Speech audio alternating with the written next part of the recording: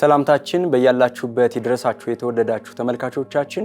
የዕለቱ ዜና ቤተክርስቲያናችን ተጀምሯል። ያረካል አድማሱ አብሬያችሁ ቆያለሁ። ወደ ቀዳሚው ዜና አልፋለሁኝ። ብፁዕ አቡነ ሳዊሮስ የጠቅላይ ቤተ ክህነት ዋና ስራ አስኪያጅ፣ የደቡብ ምዕራብ ሸዋና የሸገር ከተማ ሀገረ ስብከት ሊቀ ጳጳስ የወለቴ ደብረ ገሊላ ቅዱስ በዓለ ወልድና ቅዱስ ገብርኤል ቤተክርስቲያን ለሚያስገነባው ህንፃ ቤተክርስቲያን መሰረት ድንጋይ ያስቀምጠዋል። ዝርዝሩን ተከታትለን እንመለስ። የወለቴ ደብረ ገሊላ ቅዱስ በዓለ ወልድና ቅዱስ ገብርኤል ቤተክርስቲያን አዲስ ህንፃ ቤተ መቅደስ ሊያስገነባ ነው። መሰረት ድንጋዩም በብፁዕ አቡነ ሳዊሮስ የጠቅላይ ቤተ ክህነት ዋና ስራ አስኪያጅ፣ የደቡብ ምዕራብ ሸዋና የሸገር ከተማ አህጉረ ስብከት ሊቀ ጳጳስ የካቲት 1 ቀን 2018 ዓ.ም ተቀምጧል።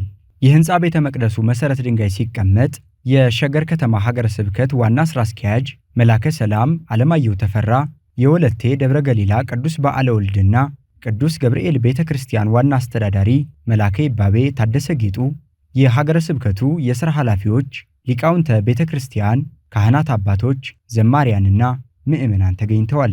ብፁዕነታቸው የህንፃ ቤተክርስቲያኑን መሰረት ድንጋይ ሲያስቀምጡ ግንባታው በፍጥነት እንዲከናወን መመሪያ ሰጥተዋል።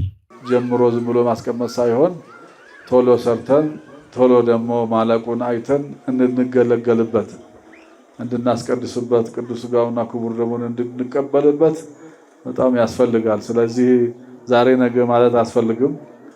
የኛ ዛሬ ነው፣ ነገ ደግሞ የሌላ ነው። ስለዚህ በጊዜያችን በእግዚአብሔር በሰጠን ሰዓትና ጊዜ መጠቀም ያስፈልጋል። ባለ ታሪኮች መሆን ይገባናል። ሌላ ትውልድ ሳይመጣ ደግሞ እኛ የራሳችን ሰርተን ለዛ ትውልድ ማስረከብ ያስፈልጋልና ባለ ታሪኮች መሆን ይገባችኋል ለማለት ነው። ስራውን የሚሰራ እግዚአብሔር ነው፣ እናንተ አይደላችሁ። እግዚአብሔር በሰው ላይ አድሮ ነው ስራ የሚሰራው። በሰው ላይ አድሮ ብዙ ስራ ይሰራልና ስለዚህ ሁላችሁም ተባብራችሁ በአጭር ጊዜ መስራት ነው። እንግዲህ ከመጀመሪያ ጀምሮ እዚሁ ከናንተ ጋር ነው፣ ከናንተ ጋር በመሆን ነው ቦታውን የመሰረት ነው። ዛሬ ደግሞ እግዚአብሔር ፈቅዶልን አቆይቶን መሰረት ህንፃው ካቴድራሉ እንዲሰራ መሰረት አስቀምጠናል። የቤተ ክርስቲያን 2003 ታኅሳስ 10 ሲመሰረት ብፁዕ አባታችን መጥተው ለመጀመሪያ ባርከው ይህን ቦታ የመሰረቱት እሳቸው ናቸው። አሁን መሰረት ድንጋይ ሲጥሉ ደግሞ ለቤተ ክርስቲያን ካላቸው ፍቅር የተነሳ ይህ ቤተ ክርስቲያን ተሰርቶ አልቆ ማየት አለብኝ፣ ሲመሰረት የነበረው አሁን ብዙ ለውጥ አይቻለው ብለው ለቤተ ክርስቲያኑ መሰረት ካላቸው ለህዝቡም ፍቅር ካላቸው ፍቅር የተነሳ እንግዲህ ዛሬ መሰረት ድንጋይ ተጥሏል። እኛም የአባታችን መመሪያ በመቀበል ቤተ ክርስቲያኑን ሰርተን አባታችን መጥተው እንዲመርቁ የሁላችንም ጉጉት ነው። የእሳቸው ቦራሽና ጸሎት ይረዳናል ብለን በእግዚአብሔር እናምናለን። ብፁዕ አቡነ ሳዊሮስ የአዲሱን ህንፃ ቤተ መቅደስ መሰረት ድንጋይ ባስቀመጡበት ጊዜ የደብሩን ጸበል ቤት ባርከው አገልግሎት ከማስጀመራቸው ባሻገር የጻድቁ አቡነ እጨጌ ዮሐንስ ታቦተ ሕግንም ወደ ቤተ ክርስቲያኑ አስገብተዋል። ከዚህ በመለስ በብፁዕነታቸው መሪነትና አዘጋጅነት በሸገር ከተማና በደቡብ ምዕራብ ሸዋ አህጉረ ስብከት በልዩ ልዩ አድባራት የሚከናወነው ወጣትነት ለቤተ ክርስቲያን የተሰኘው የትምህርተ ወንጌል አገልግሎት ለ40ኛ ዙር በዚሁ ቤተ ክርስቲያን መከናወን ጀምሯል። ወጣትነት ለቤተ ክርስቲያን በጣም አስፈላጊ ነው። በጣም አስፈላጊ ስለሆነ እናንተም በርትታችሁ ማዘጋጀታችሁ፣ በዓሉ እንዲዘጋጅ ሁሉ ነገርን አመቻችታችሁ ጉባኤው እንዲደረግ ማድረጋችሁ እጅግ በጣም እናመሰግናችኋለን። ስለዚህ በርቱ፣ ጠንክሩ። ወጣት ካለ ሁሉ ነገር አለ፣ ቤተክርስቲያን አለ፣ ምዕመናን ይኖራሉ። ተረካቢ ከሌለ ግን ብቻ ቤተክርስቲያን ተሻጋሪ መሆን አትችልም። ስለዚህ ወጣቱ ላይ ነው መስራት የሚገባን። ብዙ አትርፈንበታል ወጣትነት ለቤተክርስቲያን እንግዲህ አሁን ወጣትነት ለቤተክርስቲያን ተብሎ ወጣትነት ለቤተክርስቲያን የሚዘጋጅባቸው ቦታዎች አብዛኞቹ ቦታዎች ላይ የስብከተ ወንጌል እንቅስቃሴ ጭምር የመነቃቃት የመነሳሳት ሰፊ ስራ እንዲሰራ ምክንያቶች የሆኑ እየመጡ ያሉበት ሁኔታ አይተናል። በርካቶች ደግሞ በዚህ ወጣትነት ለቤተክርስቲያን ላይ ትርፋማ ሆነዋል። ወደ ሰንበት ትምህርት የተቀላቀሉ አሉ፣ ወደ ምሳሌ አገልግሎት የተቀላቀሉ አሉ፣ ወደ ቤተክርስቲያኑ ምሳሌ ትምህርት የተቀላቀሉ አሉና በርካቶች በዛ መጠን ነው የምናየው ፍሬያማ በሆነ መልኩ ከዛ በተጨማሪ ደግሞ ወጣትነት ለቤተ ክርስቲያን 4 ዓመት ሆነው ስንል ግንቦት ላይ ነው እንደውም ስበን ነው ወደዚህ ያከበርነው 39ኛውን ዙር ወለቴን ያደረግነው ስናደርግ ጉባኤውን ስበን ነው ወደዚህ ያመጣነው እንጂ አሁን ግንቦት 6 አካባቢ ላይ እንደገና 5ኛ ዓመት የሚሞላበት መርሃ ግብር ነው። ስለዚህ ወጣትነት ለቤተ ክርስቲያን ብፁዕነታቸው በሰጡት አቅጣጫ መሰረት በየክፍለ ከተማው በሸገር ሀገረ ስብከት በ5ቱም ክፍላተ ከተማ በየአብያተ ክርስቲያናቱ በተመረጡ አብያተ ክርስቲያናት ላይ ለማድረግ እቅድ ተይዞ እንቅስቃሴ እየተደረገበት ነው ያለው። የወለቴ ደብረ ገሊላ ቅዱስ በዓለ ወልድና ቅዱስ ገብርኤል ቤተ ክርስቲያን በብፁዕ አቡነ ሳዊሮስ የጠቅላይ ቤተ ክህነት ዋና ሥራ አስኪያጅ የደቡብ ምዕራብ ሸዋና የሸገር ከተማ አህጉረ ስብከት ሊቀ ጳጳስ የተመሰረተ መሆኑ ይታወቃል።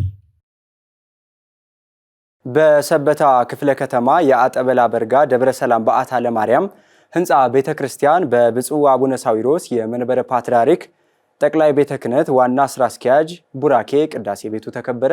ሰላም አንባይ ዝርዝሩን ትነግረናለች። በኢትዮጵያ ኦርቶዶክስ ተዋሕዶ ቤተክርስቲያን በሸገር ሀገረ ስብከት በሰበታ ክፍለ ከተማ የሚገኘው የአጠበላ በርጋ ደብረ ሰላም በዓታ ለማርያም አዲሱ ህንፃ ቤተክርስቲያን ግንባታው ተጠናቆ በድምቀት ተመረቀ። የቅዳሴ ቤቱን ቡራኬና ምርቃት ያከናወኑት ብፁዕ አቡነ ሳዊሮስ የመንበረ ፓትርያርክ ጠቅላይ ቤተ ክህነት ዋና ሥራ አስኪያጅ የደቡብ ምዕራብ ሸዋና የሸገር ከተማ አህጉረ ስብከት ሊቀ ጳጳስ ሲሆኑ የሀገረ ስብከቱ ዋና ሥራ አስኪያጅና የሥራ ኃላፊዎች፣ የገዳማትና አድባራት አስተዳዳሪዎች እንዲሁም በርካታ ምዕመናን በስነ ስርዓቱ ላይ ተገኝተዋል።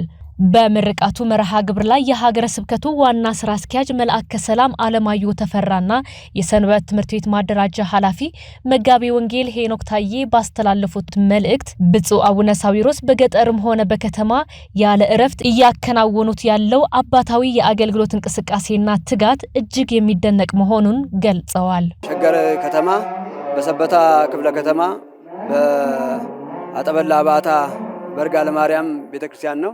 ይህ ቤተክርስቲያን እንግዲህ በ2000 ዓመተ ምህረት በብፁዕ አቡነ ሙሴ ታቦቱ የገባ ቢሆንም በብፁዕ አቡነ ሳዊሮስ መሰረት ድንጋይ የተቀመጠና በእሳቸው መመሪያ ሰጭነት ይህ ህንፃ ተሰርቶ ዛሬ እያለቀ ያለበት ነው። እንግዲህ የብፁዕ አቡነ ሳዊሮስን አገልግሎት በዚህ ክፍለ ከተማ ከ37 አብያተ ክርስቲያናት በላይ መስርተዋል። ከ4 በላይ ካቴድራሎችን አስመርቀዋል። እንግዲህ 5ኛ ዛሬ ደግሞ ይህን የመሰለ ህንፃ እያስመረቁ ይገኛሉ።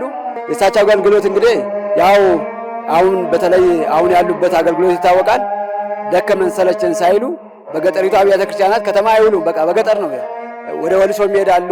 በዚህም ባለው አጠቃላይ በ5ቱም ክፍለ ከተሞች እየዞሩ ህንፃ እያሰሩ እያስመረቁ እንደዚሁ ደግሞ የተሰሩትን እያዩ በልማትም እያስፋፉ ነውና የእሳቸውን የልማት እንቅስቃሴ በዚህ በጥቂት ሰዓት ውስጥ በእንደዚህ ሁኔታ ለመግለጽ ትንሽ ይከብዳል። እንግዲህ ዛሬ በጣም ብዙ በረከት የምናገኝበት ነው። መጽሐፍ እንደሚናገር ሁሉን ትቀድሳቸዋለህ፣ ቅድስተ ቅዱሳን ይሆናል፣ የሚነካቸው ሁሉ ቅዱስ ይሆናል ተብሎ በኦሪት ዘጸአት ምዕራፍ 30 ቁጥር 29 ላይ እንደተገለጠው ዛሬ በብፁዕነታቸው አማካኝነት የተሰራው የአጠበላ በርጋ የበዓታ ለማርያም ቤተ መቅደስ በብፁዕነታቸው ተባርኮ በይፋ አገልግሎት እንዲሰጥ እየተደረገ ይገኛልና እስኪ አምላካችን እግዚአብሔርን በደንብ አድርጋችሁ አክብሩት። እግዚአብሔር የተመሰገነ ይሁን። የቤተ ክርስቲያኑ አገልጋይ አባቶችም ቤተ ክርስቲያኑ ለአካባቢያችን የጮራ ብርሃን ነው ሲሉ ለዓመታት የነበራቸው የጸሎት ቦታ እጥረት በመቃለሉ የተሰማቸውን ደስታ ገልጸዋል። እዚህ ቤተ ክርስቲያን እኔም በአስተዳዳሪነት ነበርኩኝ። ከነበርኩበት ድንቅ ካቴድራል መጥቼ እዚህ ብዙ ሰርቻለሁ። በመመጣሁበትም ቤተ ክርስቲያኗ ጤንድጥ ነበረች። ያንን አስፋፍቼ ፈቃዳቸው የብፁዕ አባታችን የአቡነ ሙሴ ትእዛዝ ነበረ። ያንን ለመፈጸም ትልቅ አባታዊ ትእዛዝ ስላዘዙኝ 3 ዓመት ከ8 ወር ሰርቼ የሰንበት ትምህርት ቤት አባላትን አብዝቼ 91 ደቀ መዝሙራን አስመርቄ ሰንበት ትምህርትም ሰርቼ ቤተ ክርስቲያኑን ደግሞ በአንድ ኩን መቅደሱን አስፍቼ አሰርቼ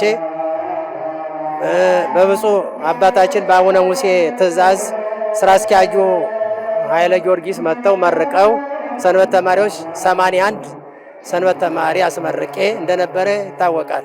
ትልቅ ያንቺን የምታየውን ይህን የመሰለ ቤተክርስቲያን ሰርተው ጋዜጠኞቹን መጣችሁ እንዲያሸበርቅ አድርጋችኋል። ለዚህ በጣም ትልቅ ደስ ይለኛል። 18 ዓመት አገልግያለሁ። በጭቃ በእግሬ እየመጣሁ ከዛ ከገጃ ጊዮርጊስ በእግሬ በጭቃ እየመጣሁ ወንዝ ውሃ እዚህ እያጠለቀኝ አንገቴ ድረስ እየወሰደኝ በጭቃ እየተከባለሁ ስንት በቃ ጫማዬን አውልቄ ስንት ተሰቃይቼ ይኸው እግዚአብሔር የተመሰገነ እመቤቴን ክብር ምስጋና ይግባት ለዚህ ለህንጻውና ይህን ቤተክርስቲያን ለመመረቅ ለዚህ ለህንጻ አብቅታኛለች። እመቤቴ ክብር ምስጋና ይግባታለሁ። ብፁዕ አቡነ ሳዊሮስ ባስተላለፉት አባታዊ መልእክት ይህ ቤተክርስቲያን ከከተማ ወጣ ባለ ገጠራማ አካባቢ ቢገኝም ምዕመናን የትራንስፖርትና ልዩ ልዩ ፈተናዎችን ተቋቁመው አነጸው ለዚህ ማብቃታቸው ለቤተክርስቲያን ያላቸውን ጥልቅ ፍቅር ያሳየ ነው ብለዋል። ዛሬው ዕለት እንግዲህ ምዕመናን ልጆቻችን ደክመው ሰርተው ያነጹትን ቤተክርስቲያን እኛ ደግሞ በዚህ ተገኝተን እነሱ የደከሙበትን ገንዘባቸውን ጊዜያቸውን ለአገልግሎት ያበረከቱትን እኛ ደግሞ ተገኝተን እንድንባረክ ስለዚህ ስላበቃን ለሁላችንም ክብር ምስጋና ለሱ ይሁን። መልካም ነው ቤተክርስቲያን መስራት፣ ቤተክርስቲያን ማነጽ ትልቅ በረከት ነው ያለው። በጣም በረከት ብዙ በረከት አግኝታችኋል፣ ተባርካችኋል። እናንተ የምትገለገሉበት እግዚአብሔር ስም የሚጠራበት እናንተ በዚሁ ተገኝታችሁ የምትጸልዩበት ቤተክርስቲያን ነው የሰራችሁት። ታላቅ ቤተክርስቲያን ነው የሰራችሁት። የቤተክርስቲያን እንዲሰራበት መሬታቸውን የሰጡትን እጅግ እናመሰግናለን። እንኳን ለቤተክርስቲያን አገልግሎት ለማንም ለግለሰብ ይሰጣል። ይሄ ታሪክ ሁሉ ጊዜ ለዚህ ቦታ የሰጣችሁ መሬት የተሰጣችሁ ታሪክ ሁሉ ጊዜ ያስታውሳችኋል። አሁን ያለውም ትውልድ የሚቀጥለውም ትውልድ እናንተን ያስታውሳችኋል። የማይጠፋ መዝገብ የማይጠፋ ታሪክ ነው የሰራችሁት። እድለኞች ናችሁ እናንተ በእውነቱ። ስለዚህ ትልቅ ስራ ነው የሰራችሁት። እጅግ እናመሰግናችኋለን። ምስጋና ይገባችኋል። በዕለቱም ለቤተ ክርስቲያኑ ደብረ ሰላም የሚል ስያሜ የተሰጠ ሲሆን መሬታቸውን በስጦታ ላበረከቱት የአቶ ገብሩ ፍቅሬ ቤተሰቦችና አስተዋጽኦ ላደረጉ ግለሰቦች የምስጋና ስጦታ ተበርክቶላቸዋል። በርጋ ደብረ ሰላም በአታ ለማርያም ደብረ ሰላም። በዓሉ በሊቃውንቱና በሰንበት ትምህርት ቤት መዘምራን ያሬዳው ዝማሬ ታጅቦ በብፁዕነታቸው ቃለ ምዕዳንና ቡራኬ ተፈጽሟል። የኢትዮጵያ አየር መንገድ 737 ማክስ አውሮፕላን በተከሰከሰበት ስፍራ የተገነባው የደብረ ገነት ልደታ ለማርያም ቤተክርስቲያን በብፁዓን አበው ሊቃነ ጳጳሳት ቡራኬ ቅዳሴ ቤቱ ከበረ። ዲያቆን ቴዎድሮስ ፍስሐ ዝርዝር አለው። መጋቢት 1 ቀን 2011 ዓ.ም የኢትዮጵያ አየር መንገድ 737 ማክ አውሮፕላን በተከሰከሰበት ስፍራ የተገነባው ደብረ ገነት ልደታ ለማርያም ቤተክርስቲያን ቅዳሴ ቤቱ ተከበረ። በምስራቅ ሸዋ ሀገረ ስብከት በግንቢቹ ወረዳ በቄንጤሼ ሃማ ቀበሌ የተሰራው ቤተክርስቲያን ከአዲስ አበባ ወደ ኬንያ በረራ ላይ እንዳለ በወደቀው የኢትዮጵያ አየር መንገድ 737 ማክስ ጄት አደጋ ህይወታቸው ባጡ 157 መንገደኞች፣ የበረራ ሰራተኞች፣ 7 ቤተሰቦች አስተባባሪነት የተሰራ ነው። የተከበራችሁ የዚሁ ባለቤት የሆናችሁ ይህንን ስራ ሰርታችሁ ያስረከባችሁ ቤተክርስቲያን አንጻችሁ ሩቅ መንገድ ተመላለሳችሁ ይህንን በመስራታችሁ ትልቅ የሆነ ክብር ይገባችኋልና መንስኤው ሐዘን ነው። ከሐዘን በኋላ ደግሞ ደስታ ነው። ሰው እያዘን አይኖርም። የተወሰነ ጊዜ ያዘናል። ከተወሰነ ቀን ጊዜ በኋላ ደግሞ ይረጋጋል። አሁን ልጆቻችን ከዚህ አረፉ። ይህንን ተሰርቶ ከዚህ ስትመጡ እነሱን እያያችሁ ልታለቅሱ ሳይሆን ወደ እግዚአብሔር ልመና ለማቅረብ ነው የተሰራው። ልትጽናኑበት፣ ልትረጋጉበት፣ አእምሯችሁን ሊሰክን ረጋ ብሎ እንዲያስብ ነው እንጂ የልቅሶ መንስኤ ሆኖ 24 ሰዓት ታለቅስበት አይደለም። አስቀድሞ ለምለም ልደታ ማርያም ይባል የነበረው ቤተክርስቲያን በዕለቱ በብፁዕ አቡነ ጎርጎርዮስ የምስራቅ ሸዋ ሀገረ ስብከት ሊቀ ጳጳስ ደብረ ገነት ተብሎም ተሰይሟል። በመጋቢት 1 ነው ጸሎት የጀመረውና ነገም 1 ቀን ነው የሚከበረውና ደብረ ገነት ልደታ ለማርያም ልጆቻችን ገነት የገቡባት ልጆቻችሁ የእናንተው ልጆቻችሁ ወንድሞቻችሁ ገነት የገቡባት የገነት በር ደብረ ገነት የሚል ስያሜ ተሰጥቷል። በቡራኬው ስነ ስርዓትም ብፁዕ አቡነ ጢሞቴዎስ የዳውሮ ኮንታና ከምባታ ሀላባ ጥንባሮ ሀገረ ስብከት ሊቀ ጳጳስም ተገኝተዋል። በዕለቱም መልእክታቸውን አስተላልፈዋል። ቦታ ነው ሃይማኖት ሳይለይ ሀገር ሳይለይ ሁሉንም በአንድ ያው ሞት የወሰዳቸው ቦታ ነውና ዘር ቀለምም ሳይለይ ነው ሁላቸውም አንድ ላይ እዚህ ላይ ያረፉት። ያ ዓለምን ሁላ ያሳዘነ ኢትዮጵያውያን ሁላ ያሳዘነ ጉዳይ ነውና የቤተክርስቲያን ልጆች ብቻ ሳይሆኑ ሌሎችም እዚህ ያረፉበት ነውና እነዚህን ሁሉ ፈጣሪያቸው እግዚአብሔር ስለሆነ ለነዛ ሁሉ እናስባለን፣ እናዝናለን። ለነዛም ቤተሰብ ሁላ እናዝናለንና ሞተንም እግዚአብሔር የማይተውን አምላክ መሆኑን ያየንበት በህይወት ብቻ ያገለግላል ያልነው እግዚአብሔር ሞተንም ደግሞ ተከትሎ እንዱ ሲያገለግለን እንዶ ሲያልተለየንና ምን ያህል ፍቅሩ በእውነት በሰዎች ላይ እንዳለ እግዚአብሔር ፍቅሩ ምን ጊዜ የሚቀዘቅዝ አይደለምና ሰዎቹ ሊረሱ ይችላሉ። ወላጆችም ዘመዶችም እነዚህን ሰዎች እኮ ሊረሷቸው ይችላሉ ከጊዜ በኋላ። ግን የማይረሳ እግዚአብሔር ቤተክርስቲያን እዚህ ጋር ማስቀመጡ እነዚህ ሰዎች ጭራሽ እንዳይረሱ የሚያደርግ ሁሉ ጊዜ እንድታሰቡ የሚያደርግ ነውና ለቤተክርስቲያናችንም በተለይ ኢትዮጵያ ኦርቶዶክስ ተዋሕዶ ቤተክርስቲያን ለዚህ ደግሞ ትልቅ አስተዋጽኦ ነው ያደረገችው። ይህ ቤተክርስቲያን በአንዲት እናት አስተባባሪነት የተሰራ በመሆኑ ለዛች እናት ቤተሰብም የምስጋና እና የሽልማት መርሃ ግብርም ተደርጓል። ያሳለፍናቸው 7 ዓመታት ለኛ ለተጎጂ ቤተሰቦች አባላት ምን ያህል ከባድ ሐዘን፣ ጭንቀት፣ ድብርትና የቁዘማ ዘመን ሆኖ እንዳለፈና ምናልባትም እስከዛሬ ድረስ ቢሆን በየቤተሰቡ ውስጥ ሐዘኑን ተቋቁሞ ሙሉ በሙሉ መረጋጋት ያልቻለ ቤተሰብ እንዳለ እንረዳለን። ፈጣሪ ለሁላችን መጽናናት ይስጠን። እግዚአብሔር ባደረገው ከኛው ጋር ነው ስራውን የሰሩት እነዚህ 7ቱ ቤተሰብ። እንደምታውቁት የኔም ቤተሰብ ሶስታችንም ይሄን መሰለ የክብር በዓል ብሰውናል። የአካባቢ ማህበረሰብም እሷን እህታችንን ባለቤትን በተለየ መልኩ ደግሞ አልብሷታል። ካባ ሌላ ካባ 2 ካባ ነው የደረበችው ዛሬ። እንግዲህ እግዚአብሔር በወጣው ይተካ። በዕለቱም ሊቃውንተ ቤተ ክርስቲያን የሚከተለውን መልእክት አሳልፈዋል። እሱ ሕይወት ነው፣ ሞትን አሸንፈዋል። ስለዚህ ምን አለ? የሚያምንብኝ ቢሞት እንኳን ሕያው ይሆናል። ስለዚህ አምኖ ነው የሞቱት፣ ተጠምቀው ነው የሞቱት። የቤተ ክርስቲያን አገልጋዮች ነበሩ ክርስቲያኖቹ። ስለዚህ በስጋ ቢሞቱ በነፍስ አይሞቱ። አንድ ጊዜ ቢሞቱ ሁለተኛ አይሞቱ።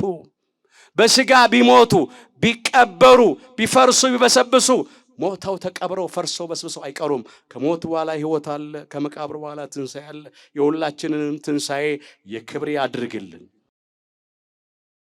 የኢትዮጵያ ኦርቶዶክስ ተዋሕዶ ቤተክርስቲያን የምእመናን መታሰቢያ ድርጅት ለኢየሩሳሌም ማህበርን ለተተኪው ትውልድ ማስረከብ እንደሚገባና ባለድርሻ አካላት የበኩላቸውን እንዲወጡ ብፁዕ አቡነ መቃርዮስ የምዕራብ ካናዳ ሀገረ ስብከት ሊቀ ጳጳስ አሳሰቡ። ሙሉቀን ሐሰን ተጨማሪ አላት። ቅድስት ሀገረ ኢየሩሳሌምን በማስጎብኘትና ገዳማቱን በመርዳት የሚታወቀው የምእመናን መታሰቢያ ድርጅት ለኢየሩሳሌም 62ኛ ዓመት የምስረታ በዓሉን በታላቅ ድምቀት አከበረ። በክብረ በዓሉ ላይ ብፁዕ አቡነ መቃሪዎስ የምዕራብ ካናዳ ሀገረ ስብከት ሊቀ ጳጳስ፣ ብፁዕ አቡነ እንጦስ የምዕራብ ሐረርጌ ሀገረ ስብከት ሊቀ ጳጳስ፣ በእስራኤል የኢትዮጵያ አምባሳደር ክቡር ረታ አለሙ፣ የማህበሩ የስራ ኃላፊዎችና አባላት፣ ከፍተኛ የመንግስት የስራ ኃላፊዎች፣ የቱሪዝም ዘርፍ ሰራተኞችና ጥሪ የተደረገላቸው እንግዶች ተገኝተዋል።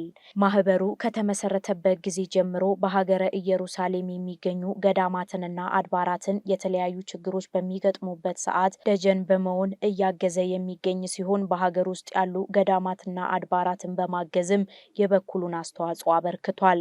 ማህበሩ የ62ኛ ዓመት የምስረታ በዓሉን በሚያከብርበት ሰዓት የ62 ዓመት ጉዞ ውስጥ ያከናወናቸውን የስራ ሂደትን በዶክመንተሪ ፊልምና በመጽሔት ለአባላቱ አቅርቧል። በክብረ በዓሉ ላይ የተገኙት ብፁዕ አቡነ መቃሪዎስ የምዕራብ ካናዳ ሀገረ ስብከት ሊቀ ጳጳስ ከመንግስት አካላት እስከ ባለድርሻ አካላት ታሪክን ለማስቀጠል ሁሉም ከማህበሩ ጎን እንዲቆም ብፁዕነታቸው አባታዊ ጥሪ አቅርበዋል።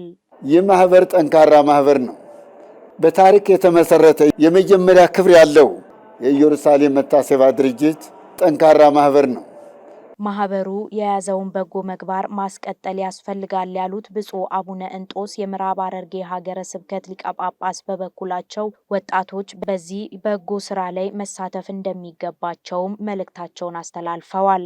ይህ ማህበር ይህ ድርጅት ትልቅ ድርጅት ነው። አዎ ቀጥሉበት ወገኖቼ።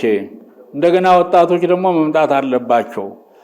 አረጋውያን ደግሞ ሲያልፉ ለልጆቻቸው ማስረከብ አለባቸው። ይሄ እኮ ትልቅ ድርጅት እኮ ነው። ድርጅቱ ላይ ያሉ ቦታው ያሉ ህንፃዎች ራሳቸው ቀላል ነው እንዴ በአሁኑ ሰዓት? አዎ ሁላችን እኮ አለን፣ ከጎናችሁ እኮ ነን ሁላችን። ስለዚህም ይሄ አዲሱ ትውልድም እየሄደ ኢየሱስ ክርስቶስ የተወለደባት፣ የተጠመቀባት፣ የተሰቀለባት፣ ሙቶ የተነሳባት፣ ዓለም ያዳነባት ቦታ ወይም እስራኤል ሀገር ቅድስት ሀገር ሄዶ ማየት አለበት። ማህበሩ ለትርፍ አለመቋቋሙን የገለጹት መጋቤ ሰናያት ሰርጸ ወልድ ፈለቀ የማህበሩ የቦርድ ሊቀመንበር በበኩላቸው ቅድስት ሀገር ኢየሩሳሌም ያሉ ገዳማትን ማገዝ የማህበሩ ቀዳሚ ተግባር ነው ያሉ ሲሆን ማህበሩ እስካሁን ድረስ ከ20 ሺህ በላይ ምዕመናንን በማጓጓዝ ከስፍራው ላይ የበረከቱ ተሳታፊ እንዲሆኑ ማድረግ መቻላቸውን ገልጸዋል። ይሄ መታሰቢያ ድርጅት ሲቋቋም ዋና ዓላማ ያደረገው በአንድ በኩል የኢየሩሳሌም ገዳማትን መደገፍ ነው። በሁለተኛ ደረጃ ደግሞ የኢትዮጵያ ኦርቶዶክስ ተዋሕዶ ቤተክርስቲያን ምዕመናንን ወደ ቅድስት ሀገር ኢየሩሳሌም በማጓጓዝ እዛ አካባቢ እንዲጎበኙ ቅዱሳት መካናትን እንዲሳለሙና የበረከትና የቅድስና ተሳታፊ እንዲሆኑ ማብቃት ነው። ዋናው ዓላማው ይሄንን ነው። ስለዚህ ባለፉት 60 ዓመታት ውስጥ ወደ 20 ሺህ የሚሆኑ የምዕመናንን ወደዛ አካባቢ ለማጓጓዝ ችሏል። ድርጅቱ የተመሰረተው በመንፈሳዊ ነው። ድርጅቱ ለትርፍ የተቋቋመ ድርጅት አይደለም። ዋና ዓላማው የሚያገኘውም ገቢ ለገዳማቱ መርጃ እና ድጋፍ መስጫ እንዲሆን ተብሎ የተቋቋመ ነው። ስለዚህ በየዓመቱ የትንሣኤን በዓል ምክንያት በማድረግ እንግዲህ ምዕመናንን ወደዛ በመውሰድ ድርጅታችን በርከፋች ነው። እንደዚህ አይነት ስራ ሲሰራ የመጀመሪያውና ለሌሎች ሁሉ አርአያ የሆነ እንዳሁኑ ብዙ አስጎብኚ ድርጅቶች ከመጀመራቸውና ከመስራታቸው በፊት ከ56 ዓመተ ምህረት ጀምሮ ሲንቀሳቀስ የቆየ ድርጅት ነው። በመጨረሻም ዝክረ አቡነ እንባቆም በሚል የ12ኛ ቀን መታሰቢያ ጸሎተ ፍትሐት በመንበረ ጸባዖት ቅድስት ሥላሴ ካቴድራል ተከናወነ። ፈለጉሽ አሻግሬ በኢትዮጵያ ኦርቶዶክስ ተዋሕዶ ቤተክርስቲያን የገዳማት መምሪያ የበላይ ኃላፊ የሆኑት ብፁዕ አቡነ እንባቆም በ68 ዓመታቸው ከዚህ ዓለም ድካም ማረፋቸውን መዘገባችን ይታወሳል። በመሆኑም ጥር 29 ቀን 2018 ዓ.ም የ12ኛ ቀናቸውን ምክንያት በማድረግ የጸሎተ ፍትሐት ስነ ስርዓት በቅድስት ሥላሴ ካቴድራል ቤተክርስቲያን ተካሂዷል። በዝክረ አቡነ እንባቆም ጸሎተ ፍትሐት ላይ የተገኙት ብፁዕ አቡነ ቀውስጦስ የሰሜን ሸዋ ሰላሌ ሀገረ ስብከት ሊቀ ጳጳስ፣ ብፁዕ አቡነ ሕርያቆስ የአዲስ አበባና ሀዲያ ስልጤ አህጉረ ስብከት ሊቀ ጳጳስ እንዲሁም ብፁዕ አቡነ ፊልጶስ የደቡብ ኦሞና የቅድስት ሥላሴ መንፈሳዊ ኮሌጅ ሊቀ ጳጳስ እና ሌሎች ብፁዓን ሊቃነ ጳጳሳት በተገኙበት እንዲሁም የቅድስት ሥላሴ ካቴድራል ቤተክርስቲያን ቀሳውስትና ዲያቆናት በተጨማሪም የመንፈስ ቅዱስ ልጆቻቸው ምእመናን ተገኝተዋል። በዕለቱ ብፁዕ አቡነ ፊልጶስ የደቡብ ኦሞና ቅድስት ሥላሴ መንፈሳዊ ኮሌጅ ሊቀ ጳጳስ ስለ ብፁዕ አቡነ ዕንባቆም መንፈሳዊ አገልግሎትን በተመለከተ ሲናገሩ ብፁዕ አባታችን በማይመች የሀገራችን ክፍል በእግር በፈረስና በበቅሎ እየተጓዙ በተለይም በደቡብ ኦሞ ሀገረ ስብከት ብቻ 50 ሺህ ምዕመናንን አጥምቀው ወደ ክርስትና አምጥተዋል። እንዲሁም 42 ቤተክርስቲያናትን አሰርተዋል በማለት ምስክርነታቸውን ሰጥተዋል። እኛም የእሳቸውን ፈለግ መከተል ይገባል ሲሉ ተናግረዋል። እሳቸው ትልልቆቹን አንጋፋዎቹን በቃለ እግዚአብሔርም በሕይወትም በንግግርም በቃልም ብፁዕ አባታችን ብፁዕ አቡነ ቀውስጦስ ከሕፃንነት ጀምረው አስተምረዋቸዋል። እንደዚሁ ደግሞ እሳቸው በዚህኛው ትልቅ ማዕረግ ሆነው ደቡብ ኦሞን ሲመሩ ሲያገለግሉ ቆይተው በእውነት መታደላቸው እንደው ታላቅነታቸውን የሚያሳየው ደቡብ ኦሞ ሲያገለግሉ ጫካውን፣ ሾኩን፣ ጊንጡን፣ ንዝሩን፣ እባቡን ችለው ተጉዘው በሚገርም መልኩ ግን እንደ ቃዴስ በረሃ አቋርጠው እስከ ኢየሩሳሌም ያገለገሉ አባታችን ናቸው። በዚያ በደቡብ ኦሞ የተሰሩ ስራዎች ምስክሩ እንግዲህ ከኔ በፊትም የነበሩ አባቶች እኔም ባለሁበት ዘመን የሚታዩ የሚጨበጡ የሚዳሰሱ ናቸው። ስለዚህ ብዙሃን እለ ይቤሉ መኑ ያርአየነ ሰናይቶ የተባለው ብዙዎች መልካሙን ማን ያሳየናል፣ የእግዚአብሔርን መንገድ ክርስትናን ማን ያሳየናል የሚባልበት ቦታ ላይ ክርስትናን አሳይተው መስክረው አስተምረው አጥምቀው የእግዚአብሔርን መንግስት የሚወርሱ አድርገው በመሄዳቸው እንግዲህ መልካሙን እያሳዩ የቆዩ ታላቁ አባታችን ናቸው። እንግዲህ መልካሙን የሚያሳዩ ብፁዓን አባቶች አሁንም አሉ፣ ነገም ይኖራሉ። ትናንት አሳይተውናል። ዛሬ ደግሞ ለማሳየት መትበርታት አለብን። ነገ ደግሞ የሚያሳዩ ይመጣሉ።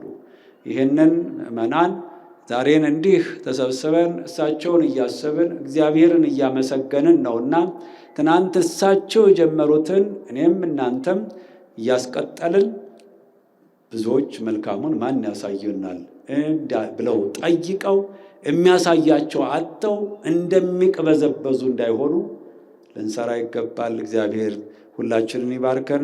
ብፁዕ አቡነ ቀውስጦስ የሰሜን ሸዋ ሰላሌ ሀገረ ስብከት ሊቀ ጳጳስ በበኩላቸው ለጸሎት የሚተጉ ትሁትና ታላቅ አባት እንደነበሩና በሀገር ውስጥም ሆነ ከሀገር ውጭ ያለመታከት ሐዋርያዊ ተጋድሎ ሲፈጽሙ መኖራቸውን ገልጸዋል።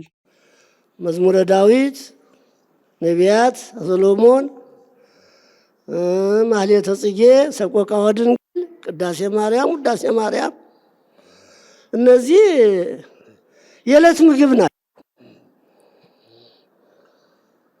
አንደበታቸው ልክ ዱብ ዱብ ብሎ የሚወድቅ ይመስላል፣ ወይም ሲፈናጠል የሚታይ ይመስላል። ሲናገሩት ሲጸልዩ እሞቱ ድረስ አላስታጎሉም። የጸሎት ገበሬ ነበሩ። ሕመማቸው እየጸና ሲሄድ ወደ ኢየሩሳሌም ነበረ የታሰበላቸው። ግን ጠንከር ሲልባቸው እኔ ከአባቴ አልለይም ብለው ወደዚህ እንዲመጡ መልእክት ልከውብኝ ነበረ። ወደ ደብረ ሊባኖስ የሚመጡ ከሆነ ለምንድን ነው እኔ የምመጣው? እኔም እኮ በሽተኛ ነኝ፣ መንገዱ ያስቸግራል፣ እንደሚያውቁት ነው አልኩ። ተመጡ፣ እዚሁ ልጠብቅዎት ቤቱንም ላዘጋጅ አልኳቸው። ተስማማን። በዚህ በቅርብ ለሚመቻቸውን ቦታ እያመቻቸው ዋልኩ። በቀጠሮው መሰረት እሳቸውም መጡ። ወዲያው እንደገቡ በማግስቱ ማህበሩ ተሰብስቦ ቀንዲል የሚባል ጸሎት አለ። ጸሎቱ ተጀመረ። 6 ቀን ጸለዩላቸው። በሰባተኛው ቀን ነው ያረፉት። በመጨረሻም የጧፍ ማብራት ስነ ስርዓት ተካሂዶ ጸሎተ ምዳን ተደርጎ ፕሮግራሙ ተጠናቋል። የተወደዳችሁ ተመልካቾቻችን ለዕለቱ ያሰናዳነው ዜና ቤተክርስቲያን የተከታተላችሁትን ይመስላል። ሌሎች መርሃ ግብሮቻችን ወደ እናንተ መድረሳቸውን ይቀጥላሉ። ጥሩ ጊዜ አሳልፉ።